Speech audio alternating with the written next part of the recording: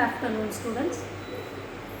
आज आपण या ठिकाणी BA प्रथम वर्षाचा पेपर नंबर 1 गृहविज्ञान विषय या अंतर्गत आपण कौटुंबिक अर्थाचे व्यवस्थापन किंवा कौटुंबिक अर्थव्यवस्थापन या संदर्भातला अभ्यास जो आहे किंवा या संदर्भातलं युनिट जे आहे ते आपण अभ्यासत आहोत. आणि याच्यामधला हा पुढचा मुद्दा जो आहे की अंदाजपत्रकावर परिणाम करणारे घटक हे कोणते कोणते असतात. म्हणजे साधारणपणे आपण अंदाजपत्रक म्हणजे काय, अंदाजपत्रक कसं तयार करायचं असतं, अंदाजपत्रकातील आवश्यक असणारे घटक, खर्चाचे जे विभाग आहेत या संदर्भातला एकंदर अभ्यास आपण काही तासिकेपासून बघत आहोत. आजच्या या तासिकेमध्ये आपण अंदाजपत्रकावर परिणाम करणारे घटक, तर काही घटक जे असतात ते अंदाजपत्रकावर आपल्याला इफेक्टदायक असतात किंवा आपल्या अंदाजपत्रकावर ते परिणाम करत असतात. मग हे परिणाम करणारे घटक कोणते कोणते आहेत याविषयीचा तास जो आहे तो आपण आता घेतो आहोत. तर पहिला घटक आहे कौटुंबिक उत्पन्न. आता कौटुंबिक उत्पन्न, आता उत्पन्न आहे म्हणूनच आपण अंदाजपत्रक तयार करत आहोत किंवा उत्पन्नाचा वापर व्यवस्थितपणे आणि संतुलितपणे आपल्या फॅमिलीच्या एकंदर सुख समाधान आणि सगळ्या गरजांच्या पूर्तीसाठी त्याचा वापर व्हायला पाहिजे आणि म्हणून त्या अनुषंगाने आपण अंदाजपत्रक करत असतो. मग हे अंदाजपत्रक जे आहे या अंदाजपत्रकावरती कौटुंबिक उत्पन्न कशा पद्धतीने परिणाम करत असतो, तर साधारणपणे कौटुंबिक उत्पन्न जे आहे हे आपली म्हणजे साधारणपणे मौद्रिक उत्पन्न किंवा आपल्या मिळकतीचे प्रमाण किती आहे याच्यावर आपल्या अंदाजपत्रकातील वेगवेगळ्या गटांचा खर्च जो आहे तो त्याला अधीन राहून आपण त्याची योजना करायला पाहिजे. म्हणजे साधारणपणे आपलं इन्कम, आपलं एकंदर असणारं निश्चित उत्पन्न या गोष्टी लक्षात घेऊन मग आपण त्याच्यानुसार आपले खर्चाच्या योजना ज्या आहेत त्या करायला पाहिजे. आणि ह्या करताना आपल्याला लागणाऱ्या गरजा या अनुषंगाने खर्चाच्या दृष्टिकोनातून जर आपलं उत्पन्न कमी आहे असं जर आपल्याला लक्षात आलं तर ते कसं वाढवावं किंवा आहेत त्याच्यामध्येच आपण कशा पद्धतीने काटकसर करून आपला खर्च कशा पद्धतीने ताळेबंद करता येऊ शकतो याविषयीचा विचार किंवा याविषयीचा अंदाज घेणे म्हणजे अंदाजपत्रक बनवणे असे होते. आता जसं की निम्न उत्पन्न गटातील लोक जे आहेत ते प्राथमिक त्यांच्या ज्या गरजा असतात त्या गरजा भागवण्यासाठी साधारणपणे त्यांच्या उत्पन्नाचा 40% भाग जो आहे तो त्यांच्या प्राथमिक गरजा भागवण्यासाठी खर्च होत असतो. कारण की त्यांचं उत्पन्न जे आहे ते त्या ठिकाणी खूप कमी असतं आणि मर्यादित असतं आणि मग त्याच्यामुळे त्यांचा हा जो पण 40% खर्च जो आहे तो त्या ठिकाणी त्यांच्या अत्यावश्यक गरजांसाठी, प्राथमिक गरजांसाठी लागत असतो. पण उच्च उत्पन्न गटातील जे लोक आहेत त्यांच्या उत्पन्नाला कुठेही मर्यादा नसते किंवा त्यांचे उत्पन्न जे आहे ते कुठेही कमी पडत नाही आणि म्हणून अशा लोकांचं जे उत्पन्न आहे ते त्यांच्या प्राथमिक गरजांच्या पूर्तीसाठी पुरेसे असते किंवा त्यांच्यानुसार त्याचा जो काही खर्च आहे तो त्या पद्धतीने त्यांच्या याच्यानुसार ते करू शकतात. परंतु निम्न उत्पन्न गटातील व्यक्तींचा प्राथमिक गरजांवरचा खर्च जो आहे तो त्यांना विचारात घेऊनच करावा लागत असतो आणि अशा पद्धतीने उच्च उत्पन्न गटातील लोक जे आहे त्यांचं प्राथमिक जो काही खर्च आहे त्याच्यासोबतच मनोरंजन, चैनीच्या वस्तू, इच्छेनुसार खर्च या सगळ्या गोष्टींना ते त्यांच्या स्वतःच्या अंदाजपत्रकामध्ये स्थान देऊ शकतात. कारण की त्यांचा जो काही उत्पन्न आहे किंवा त्यांचा जो काही सोर्स आहे तो त्या ठिकाणी बऱ्याच मोठ्या प्रमाणात त्यांच्याकडे उपलब्ध असतो. म्हणून कुटुंबाचं उत्पन्न जे आहे ते अशा पद्धतीने प्रत्येक व्यक्तीच्या कौटुंबिक अंदाजपत्रकावरती परिणाम करत असतं. त्याच्यानंतरचा दुसरा घटक आहे कुटुंबाचं स्वरूप, सदस्य संख्या आणि वय. कुटुंबाचे स्वरूप, सदस्य संख्या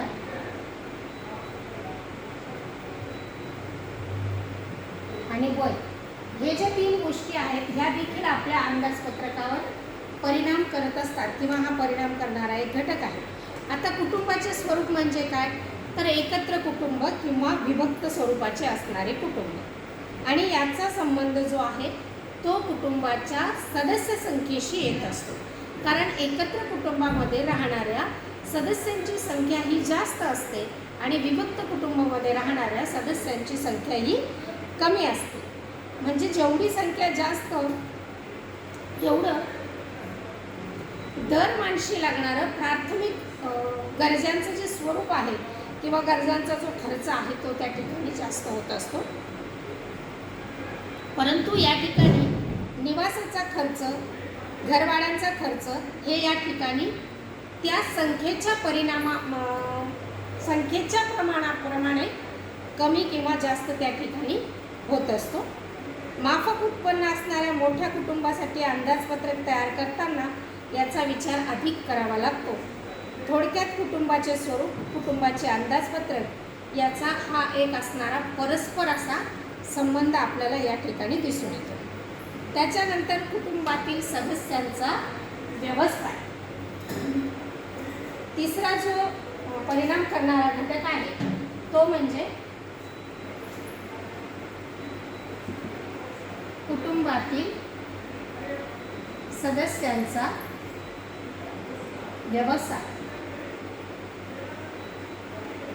आता कुटुंबातील सदस्यांचा व्यवसाय हा त्यांच्या अंदाजपत्रकाला कसा प्रभावित करत असतो, तर सदस्यांच्या व्यवसायाच्या अनुसरून कुटुंबाच्या गरजा देखील बदलत जातात.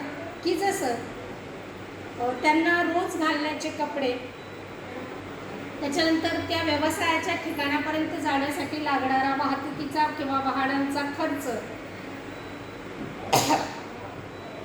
या ज्या बाबी आहेत ह्या त्यांना अपरिहार्य ठरत असतात आणि त्याच्यानुसार त्यांना त्यांच्या अंदाजपत्रकामध्ये त्या पद्धतीने सोय किंवा व्यवस्था जी आहे ती त्यांच्या अंदाजपत्रकामध्ये करणं गरजेचं असतं. कारण कुटुंबातील सदस्यांचा जो काही व्यवसाय आहे तो व्यवसाय देखील त्या कुटुंबाला एक स्वरूपाचं उत्पन्न जे आहे ते उत्पन्न देत असतात आणि ते उत्पन्न मिळवण्यासाठी त्यांना साधारणपणे तितका खर्च, म्हणजे त्यांच्या कपड्या लत्त्यांवरचा त्यांच्या व्यवसायाच्या ठिकाणी जाण्यापर्यंतचा वाहनांचा खर्च, हा त्यांचा खर्च जो आहे तो त्यांना त्या ठिकाणी करावाच लागत असतो. आणि म्हणून ह्या सदस्यांचा व्यवसाय जो आहे तो व्यवसाय देखील त्यांच्या कौटुंबिक अंदाजपत्रकावर परिणाम करणारा एक घटक ठरतो. त्याच्यानंतर आहे कौटुंबिक जीवनचक्राची अवस्था. कौटुंबिक जीवनचक्राची अवस्था. आता हा जो काही मुद्दा आहे हा आपण याच्या आधी देखील अभ्यासला आहे. कौटुंबिक जीवनचक्राच्या 3 अवस्था आहेत. आकुंचित अवस्था, प्राथमिक अवस्था किंवा प्रारंभिक अवस्था,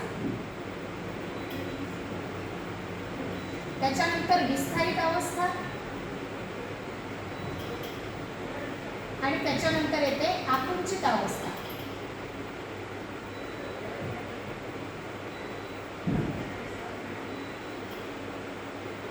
या ज्या काही 3 अवस्था ज्या आहेत त्या कौटुंबिक जीवनचक्रा अंतर्गत येत असतात.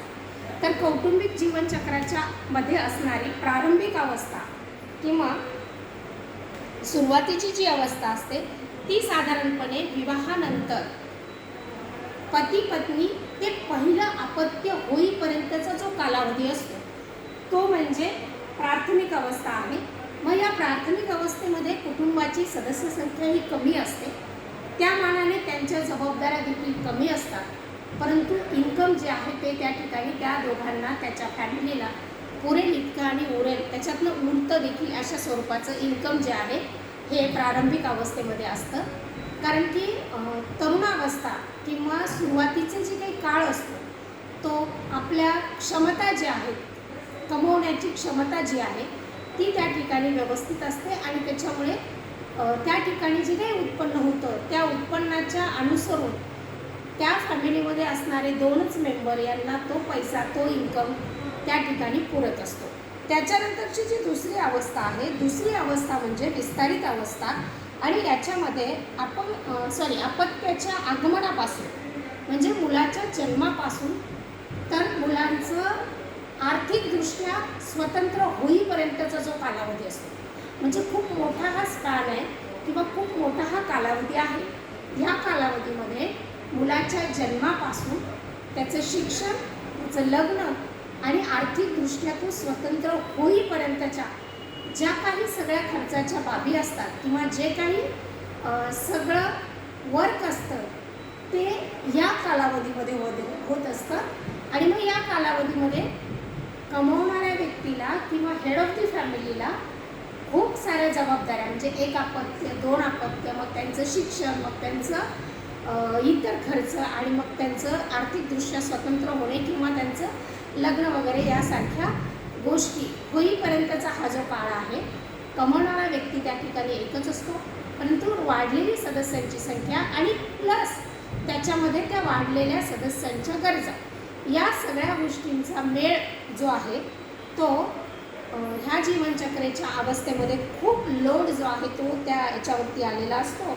आणि मग या वेळेमध्ये उपलब्ध उत्पादन जे आहे त्याचा अंदाज घेऊन अंदाजपत्रक तयार करणं खरोखरच खूप कौशल्याचं आणि खूप कसरीचं असं काम असतं.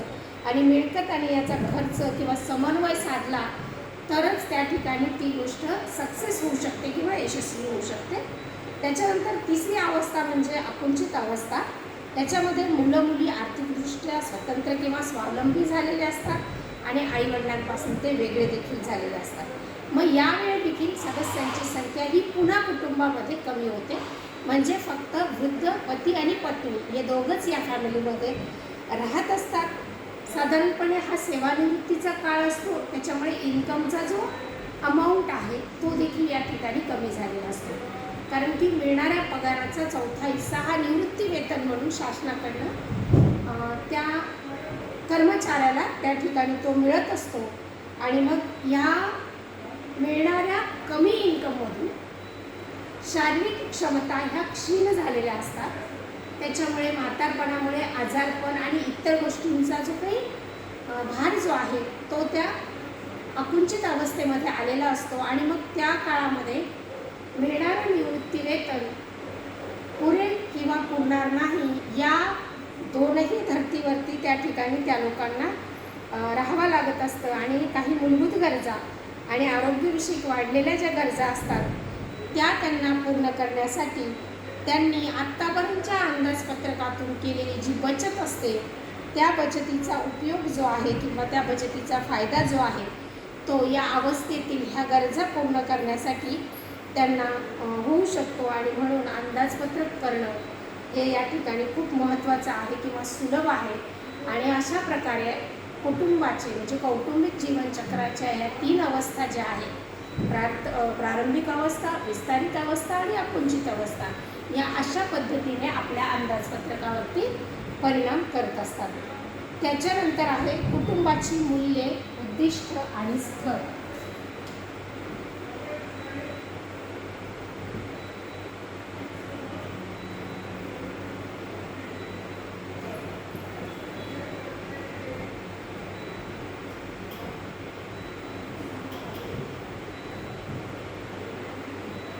आपण मागे बघितलं होतं की मूल्य, उद्दिष्टे आणि स्तर हे आपल्या व्यवस्थापनाला चालना देणारे घटक आहेत. परंतु या ठिकाणी हे मूल्य, उद्दिष्टे आणि स्तर हे आपल्या अंदाजपत्रकावर परिणाम करणारे घटक ठरत आहेत. तर ते कशा पद्धतीने?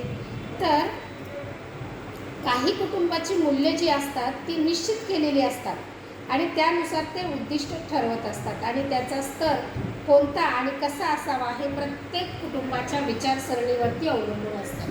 आणि त्याच्या अनुसरून विशिष्ट स्तर जो आहे तो ठरवून त्यानुसार उद्दिष्ट साध्य करण्यासाठीचा प्रयत्न जो आहे तो त्या कुटुंबामार्फत केला जात असतो. उदाहरणार्थ जर कुटुंबाचं मूल्य ज्ञान असेल तर त्या ठिकाणच्या मुलांना किंवा त्या कुटुंबातील मुलांना उत्तम प्रकारचे शिक्षण द्यावे असे कुटुंबाचे उद्दिष्ट त्या ठिकाणी असेल तर शिक्षणावरील खर्चांना त्या ठिकाणी प्राधान्य द्यावे लागते. मग इतर काही आवश्यक गरजांना त्या ठिकाणी दुय्यम महत्त्व मिळते, किंवा काही कुटुंबाचं मूल्य हे धार्मिकता असेल तर अंदाजपत्रकामध्ये धार्मिक सण समारंभासाठी मोठ्या प्रमाणात तरतूद केली जाते. आणि ज्या कुटुंबाचं मूल्य आरोग्य असेल तर त्या ठिकाणी त्यांचा आहाराचा दर्जा जो आहे, पोषण आहाराचा दर्जा जो आहे तो त्या ठिकाणी व्यवस्थितरित्या बघितला जातो. आणि सोबतच व्यायामाच्या प्रकारांवरती योग्य प्रकारे खर्च केला जातो. अशा प्रकारे कुटुंबाचं मूल्य, ध्येय आणि स्तर ह्या गोष्टी आपल्या अंदाजपत्रकावर प्रतिबिंबित होत असतात. म्हणजेच ह्या अंदाजपत्रकावरती परिणाम करणारे घटक म्हणून आपल्याला दिसून येतात. त्याच्यानंतर आहे कुटुंबाचा समाज आर्थिक दर्जा.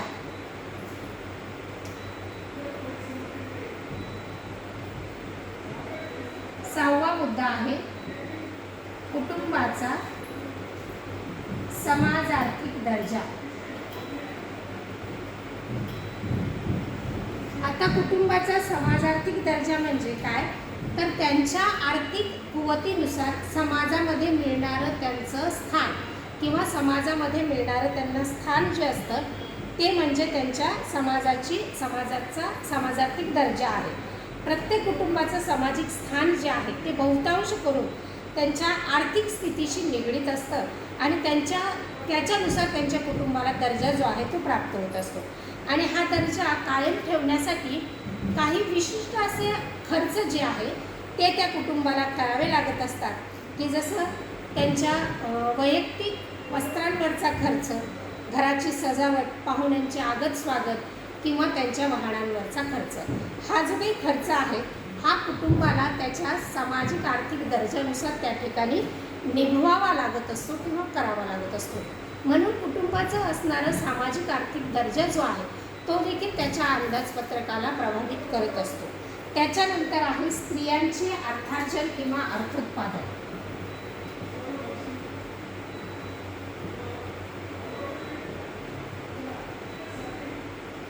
आता या ठिकाणी स्त्रियांचं अर्थोत्पादन करणं किंवा त्या आधुनिक जीवनामध्ये किंवा आधुनिक कुटुंबामध्ये स्त्रियांना अर्थार्जनाच्या स्वरूपाचा जो आहे तो अंदाजपत्रकावर प्रभाव पडतो असे दिसते.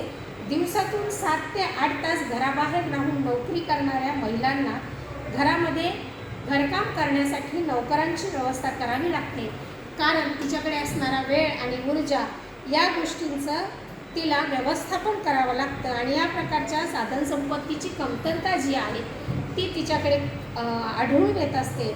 तसंच सोबतच वाहनांवरचा खर्च, तिच्या कपड्यालत्त्यांवरचा खर्च या सगळ्या गोष्टींची तरतूद देखील आपल्या अंदाजपत्रकाला प्रभावित करत असते. म्हणजेच एकंदर स्त्रियांचं अर्थोत्पादन किंवा स्त्रियांचं काम करणं हे देखील आपल्या अंदाजपत्रकाला प्रभावित करतं. त्याच्यानंतर शेवटचा मुद्दा आहे की शहरानुसार राहणीमानाच्या दृष्टीने भिन्नता.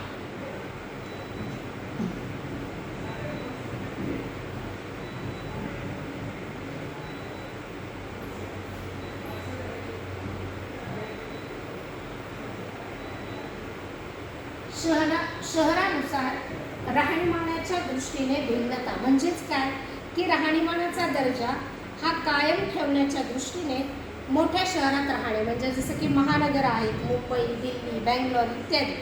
तर मग या ठिकाणी राहायचं असेल तर त्या पद्धतीने त्या ठिकाणी अधिक खर्च जो आहे तो करावा लागत असतो किंवा येत असतो.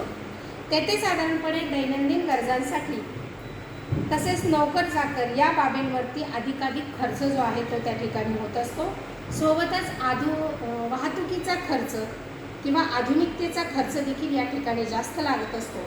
त्या प्रमाणामध्ये किंवा त्या तुलनेमध्ये लहान गावामध्ये वाहतुकीचा खर्च कमी असतो, कारण गावाची व्याप्ती तशी कमी असते. नोकरी त्या ठिकाणी सहज उपलब्ध होऊ शकते किंवा नोकरीची जागा ही साधारणपणे आपल्या घरापासून थोड्याफारच अंतरावर असते. महानगरांमध्ये ह्या नोकरीच्या ज्या काही जागा आहेत त्या खूप लांब असतात. त्यापर्यंत जाण्यासाठी जो काही वेळ आणि जो काही पैसा खर्च होत असतो त्या मानाने लहान शहरांमध्ये हा पैसा किंवा हा वेळ जो आहे तो कमी प्रमाणात लागत असतो.